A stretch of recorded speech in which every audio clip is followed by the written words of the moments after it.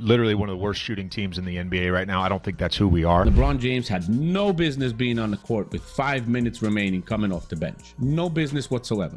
The guy that's playing the second game of the season on the basketball court. So that's a bad decision, in my opinion, by JJ Redick. Playing for each other. The bench spirit tonight was great. I do think there's something with this group where we just, whatever the game requires that night, that's what we're going to do to try to put us in a position to win. Let's cut through the noise. Let's talk about something the mainstream media refuses to acknowledge, something ESPN won't dare touch, something that LeBron stans on Twitter will crucify you for even suggesting.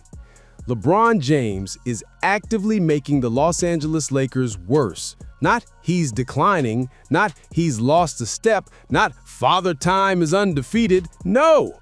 LeBron James, in his 40-year-old 23rd season glory, is genuinely, measurably, statistically making this basketball team worse every single minute he's on the floor.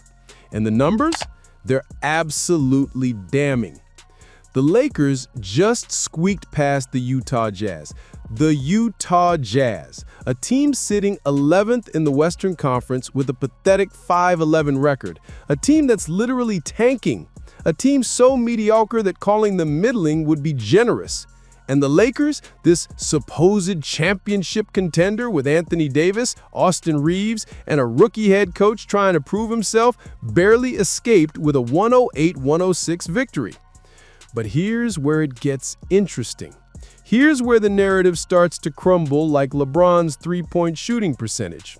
Fourth quarter, LeBron James left to go to the bench, and the Lakers were leading 87-82. So the Lakers were leading by 5 with LeBron James going to the bench. Then they built a lead. The lead went up to 98-85. LeBron goes to the bench, 5-point lead. What happens? The Lakers go on an absolute tear. They extend that lead to 13 points. The Utah Jazz score 3 measly points while the Lakers drop 11. The offense is flowing, the defense is locked in, everything is clicking. And then LeBron checks back in with 5 minutes remaining in the fourth quarter. The Lakers are up by 13. The game is basically wrapped up. There's no logical reason to bring back your 40-year-old superstar who's playing just his second game back from injury. No reason to risk anything. Let the young legs finish it out. But no, LeBron checks in. Then LeBron James comes back into the game with 5 minutes remaining in the fourth quarter. Within 4 minutes in that game, the score is 107-106 Lakers. So the Lakers were up by 1 point after leading by 13. 13-point lead evaporated. In 4 minutes, the Jazz go on a 21-8 run, 21-8 against the Lakers team that was dominating just moments before. The Jazz, remember, the team's so bad they're practically begging for Victor Wembanyama's little brother in next year's draft, almost steal this game at the buzzer. This isn't coincidence. This isn't bad luck. This isn't the NBA is a game of runs. This is LeBron James affecting winning basketball in the most negative way possible. And we need to talk about the plus minus. Oh boy, do we need to talk about the plus minus. LeBron James finished that game minus 14. Minus 14. Let me put that in perspective for you. Every other Laker was either positive or barely negative. Austin Reaves, -1. DeAndre Ayton, who only played 13 minutes before getting hurt, -4. Every other rotation player, positive numbers across the board. But LeBron, the self-proclaimed GOAT, the king, -14. The second worst plus minus of any player on either team that night. But it gets worse, so much worse. Last season when the Lakers won 50-plus games and secured the 3 seed in the brutal Western Conference, LeBron James finished the year at -54 for the entire season. -54. You know what place that ranked him on his own team? 20th Out of all the Lakers who logged significant minutes, LeBron James was the 20th most impactful player by plus minus. Let me spell this out because LeBron fans are already typing furious comments. If you're 20th on your own team in plus minus, you're not just not helping, you're actively hurting. You're a net negative. You're making your team worse by being on the floor. Meanwhile, Anthony Davis was posting a plus 200 over that same stretch last season. Austin Reaves, plus 200. These guys are lifting the team, creating wins, making their teammates better. And LeBron, minus 54. It won't last. I'm not worried about it. We got too many good shooters. It won't last. Okay, LeBron, let's talk about that shooting. 0 for 4 from 3 against the Jazz. 0 for 4. He finished 8 of 18 from the field overall. That's 44.4% for those keeping score at home. Not exactly the efficiency you want from your max contract superstar. But here's the kicker. JJ Redick, the head coach, the guy who's supposed to be spinning everything positively, even he can't hide from reality. We're literally one of the worst shooting teams in the NBA right now. I don't think that's who we are. The Lakers are the 26th ranked three-point shooting team in the entire league, and LeBron is one of the biggest culprits. He keeps hoisting threes like he's still in Miami, like he's still in that 2013 form where he shot 40% from deep. Newsflash, he's not. And you know what's wild? LeBron scoring in this game, 17 points. Sounds okay, right? Wrong. Because almost every basket came in transition. Fast breaks, layups, dunks, the stuff he can still do when he's running downhill with a head of steam and gravity hasn't quite caught up yet. But in the half court, when the game slows down, when he needs to create his own shot or run actual offensive sets, it's brutal. It's painful to watch. There was multiple occasions where he just paces himself on defense, doesn't necessarily step up to challenge a shot from an opposing player, and it's not a good look. Defense. Let's talk about defense, because this is where LeBron's decline is most visible, most undeniable, and most damaging. He's out there pacing himself, conserving energy, not contesting shots, ball watching while his man cuts back door, getting lost in rotations. It's rec league defense from a guy making $50 million this season.